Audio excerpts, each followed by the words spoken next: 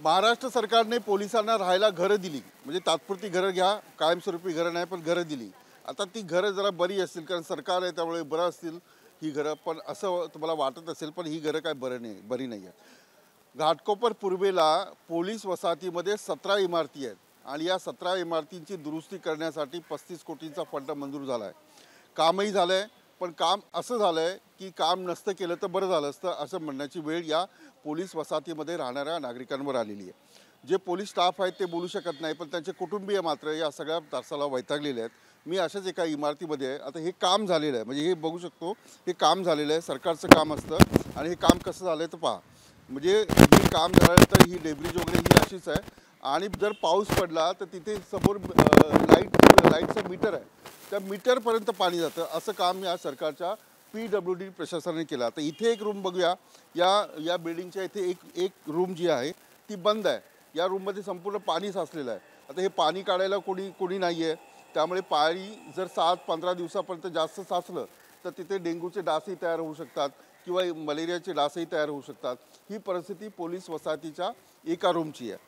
आता ही एका रूमची परिस्थिती मी दाखवली, पण अशा प्रकारच्या अनेक ज्या रूम्स आहेत या पोलीस वसाहतीमध्ये 17 बिल्डिंग्स आहेत. हे काम हे आत्ता नुकतंच काम केलं आहे आणि हे काम फक्त लिपापोती आहे. 35 कोटी रुपये पाण्यात गेले असं म्हणायला हरकत नाही जर तुम्ही या ठिकाणी पाहायला आलं तर. माझ्यासोबत काही नागरिक आहेत तिथले या पोलीस वसाहतीमध्ये राहणाऱ्या.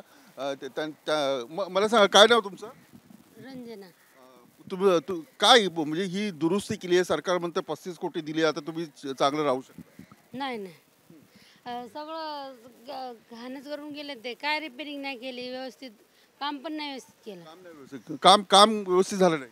नाही झालं, पूर्ण गळतंय आमचं घर. आता काम एवढा पैसा खर्च केलाय पण काहीच उपयोग झाला नाही. 1 रुपयाचा पण उपयोग झाला नाही. मग आता घरामध्ये कसं राहतं? आहे असं बेडवर कधी कधी बसून जेवण करतो आम्ही. बेडवर बसून जेवण करता? करतो. सिलिंग इतकं गळतंय आमचं. सिलिंग गळतं? हो, तुमच्या रूमचं गळतं? टेरेसवरचं. टेरेसवरचं गळतं तुमचं? आम्ही पण टेरेस आहे. हा, टेरेसचे जेवढे फ्लॅट आहेत म्हणजे घरं आहेत ती सगळी गळत आहेत. म्हणजे सरकार पूर्ण भिंती ओले झाल्यात, क्रॅच पडल्यात भिंतींवर. आणि गच्चीला जर वर्षी आम्ही खर्च करतो तरी पण काहीच उपयोग नाही. कधी पडन ही सांगू शकत नाही. चौकोननं पाणी आहे आमची, मध्ये बिल्डिंग मध्ये चौकोननं पाणी, मध्ये आम्ही आहे.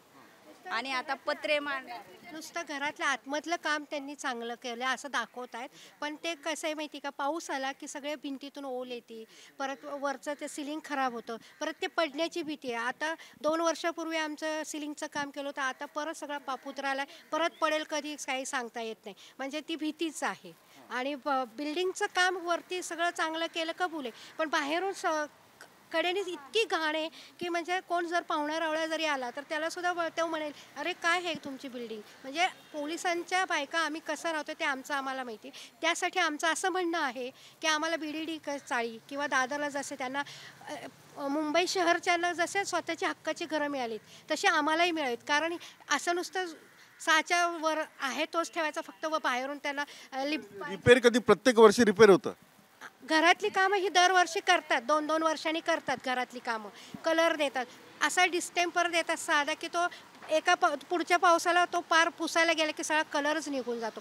अशी कामं करतात. आत्तासुद्धा जी कामं केलीत दाखवायला सगळी कामं करतात PWD, पण आतून एकदम प्रॉपर चांगलं मजबूत काम नाही आहे. कारण इथे हे बघा आता सगळं खाली सगळं खुशींनी कुरतोडून टाकलेलं, सगळं उकरलेलं आहे. बिल्डिंग कधी पण पडू शकते. तुमच्या घरात मागे सुद्धा झाड आमच्या पण किचन मध्ये पूर्ण गळते. किचन एरिया पूर्ण गळतो, पूर्ण लिकेज आहे. तुम्ही तक्रार करत नाही काम बरोबर नाही? PWD वाल्यांना सांगितले की हो आम्ही येतो करतो, झालं. राहायचंय तर राहा, राहायचं तेव्हा राहा, खाली करा, रूम खाली करा असं कोण म्हणतं? बोलतात आम्हाला PW वाले. आणि कुणी येत नाही जात नाही, कोण आहे कोण आलंय कोण गेले काही नाही. कुणी वाऱ्यावर सोडलं म्हणजे तुम्ही महाराष्ट्राची सुरक्षा करायची आणि तुम्हाला सुरक्षा करतात आमचे नवरे रात्रभर दिवसभर. पण आम्ही इथं पोरं आम्ही कसं राहतोय तिथे कुणालाच माहित नाही. आम्हालाच माहिती आहे आम्ही कसं दिवस काढतोय ते. राहा नाही तर काय लिकेज आहे कुठं काय आम्हाला समजा प्रायव्हेट वाले आणूनच करावं लागतं रिपेअर. रूमसाठी मेन म्हणजे रूमसाठी आम्ही एवढे 15,000 20,000 भाडं देतो. हां परत किती भाडं देता तुम्ही? 15-20 हजार आहे, जसे पोस्ट असेल त्याप्रमाणे भाडं आहे. बरं भाडं देऊन सुद्धा आम्हाला हव्या तशा फॅसिलिटीज नाही तिथे. आणि तुम्ही दाखवता की आम्ही काम केलं, पण ते काम चांगल्या दर्जाचं पण नाही आहे ना काम ते. म्हणजे करून त्याच्याचं सॅटिस्फॅक्शनच काही नाही आम्हाला. 15 ते 20 हजार घराचा भत्ता जो आहे तो आणि जर आम्हाला स्वतःचं हक्काचं घर दिलं तर आम्ही तेवढं तरी आमचं वाचू शकेल ना. आम्हाला स्वतःचं हक्काचं घर पाहिजे. 15-20 हजार आमचे वाचतील. एका पगारात सगळं कसं भागणार? आता हे 17 इमारती आहेत, याची दुरुस्तीचं काम कोण बघतं? म्हणजे हे अलॉट कसं झालं, कोण, म्हणजे याची सगळी प्रोसेस मला समजून. ही PWD तर्फे निविदा काढण्यात आली. तर PWD तर्फे प्रत्येक बिल्डिंगचं कॉन्ट्रॅक्ट नेमण्यात आलेलं. पण इथे आपण आता फिरलं असेल पोलीस वस्तीत तर कुठलाही ठेकेदार इथे दिसत नाही. वर्कर काम करत असतो, त्याला विचारलं बाबा कुठलं केमिकल आहे काय, काही उत्तर देत नाही. PWDच्या अधिकाऱ्यांना आम्ही जवळजवळ 1.5 ते 2 महिने वारंवार फोन करतोय की साहेब तुम्ही इथे व्हिजिट द्या, काम कुठल्या पद्धतीचं चाललंय ते बघा, पण कुठल्याही पद्धतीचं ते यायला मागत नाही आहे. आणि फक्त येतात, कधी येऊन गेले सांगत नाही आहे. सकाळी येतात बोललं नाही मी सकाळी येऊन व्हिजिट मारून गेले. म्हणजे कुठेतरी असं लपंडाव चालू आहे की आम्ही त्यांना नेतोय की बाबा हे रूम अशा तुटल्या फुटल्या, त्याच्यात तुम्ही बघत नाही आणि बाहेरून फक्त तुम्ही कामं करताय. तुम्ही दाखवायला नेता की ही रूम तुटलेली आहे, ही दुरुस्त करायला पाहिजे, ते येत नाही. येतच नाही आहे साहेब. मुद्दाम दुर्लक्षच करतात. आणि तुमची काय परिस्थिती? माझ्या रूमची परिस्थिती ठीक आहे, पण आमच्या बॅक साईडला खूप घाण आहे. म्हणजे त्याच्यामुळे डेंग्यू वगैरेचे मच्छर झालेत आणि मुलं आजारी पडायला लागलेत. आणि माझ्या घरी कसे आजारी पेशंट आहेत, म्हणजे ज्या खाटेवरच असतात. मग त्यामुळे जरा आम्हाला अजून दक्षता, म्हणजे आम्ही त्यांना सांगतो, ते BMC वाले येते, पण त्यांचं काय होतं मोस्ट ऑफ फवारा ना इथेच बंद होतो. या गटाराला फवारा जातच नाही. किती वेळा मी मार्क केलं आहे. फवारावाला येतो तिथं बंद होतो. तिथेच त्याचा बंद होतो. मी किती वेळा बघितलं. येतात ते काय करतात, फक्त रस्त्यावरती मारतात. ते म्हणतात बिल्डिंगमध्ये आमचं नाही आहे काम. साफसफाई करायला येतात, तिथलं झाडणार, पण इकडचं सुद्धा झाडणार नाही. मग पोलीस क्वार्टरच्या बायका आहेत झाडूवाल्या, त्या झाडतात, पण त्या काय अशा सारख्या येऊन झाडू शकत नाही ना. त्यामुळे बिल्डिंग किती घाण होती. म्हणजे कुठल्याच गोष्टीने आम्हाला असं समाधान नाही की आम्ही इथं राहतोय. ते अक्षरशः राहतो म्हणून राहतोय. कारण आम्हाला या इमारतीचा एक प्लॅनही तयार झाला होता, तो नेमका काय? हा, इथे बाजूलाच प्रकाशभाई मेहता राहतात, आमदार प्रकाशभाई मेहता. गृहनिर्माण मंत्री असताना त्यांनी आम्हाला एक आश्वासन दिलेलं आणि फडणवीस साहेब सुद्धा त्यावेळेला मुख्यमंत्री होते. आमच्या इथे कार्यक्रम आलेला, ती आपण ते बोला एक टाउनशिप करूया आणि जवळजवळ 7 ते 8 हजार घराचा प्रोजेक्ट इथे तयार करणार होते. तर त्याच्यामध्ये आमचं पण असं म्हणणं होतं की तुम्ही साहेब 7 ते 8 हजाराचा घराचा प्रोजेक्ट करता, त्यामध्ये कुठेतरी आम्ही 800 ते 1000 लोकांची सोसायटी केली आहे. पोलीस कर्मचारी कुटुंब आहे, तर त्यांना हा वरळी आणि BDDला जसं हक्काची घरं दिली आहे, तसं आम्ही त्या बांधकामाचा खर्च देऊन हक्काची घरं आम्हाला कुठेतरी इथे देण्यात यावी. तर आता त्याच्यानंतर पुढे 8 ते 10 वर्ष झाले, त्याच्यामध्ये काही अधिकारी कुठेही पुढे काही फाईल आमची पुढे जातच नाही आहे. आम्ही वारंवार CM असू दे, DCM असू दे, ह्या सगळ्यांना पत्रव्यवहार करतोय, पण काही करत नाही. आज बघितलं बाजूच्या बिल्डिंग नंबर 1, 2, 3, 4 पूर्ण पडलेला आहे, डिमॉलिश केला आहे. पेट्रोल पंपचा मुद्दा पण मागे होता, अनलिगली पेट्रोल पंप दाखवला गेला, तो पण पडला गेला. त्याच्यामध्ये कितीतरी जीवितहानी झालेली आहे.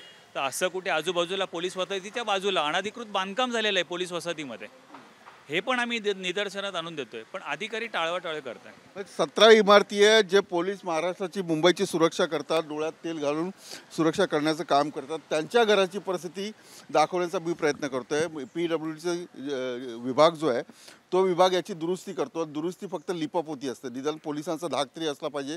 PWDच्या कर्मचाऱ्यांना किंवा अधिकाऱ्यांना तो काही दिसत नाही.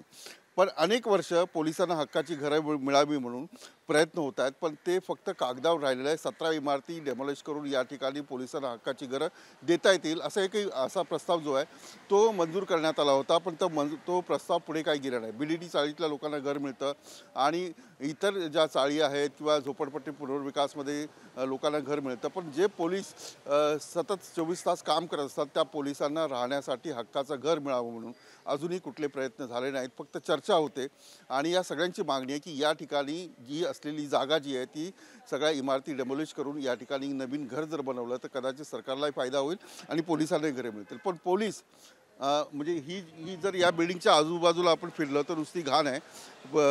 महापालिकेचे कर्मचारी आतमध्ये येत नाही, त्यामुळे सफाई होत नाही.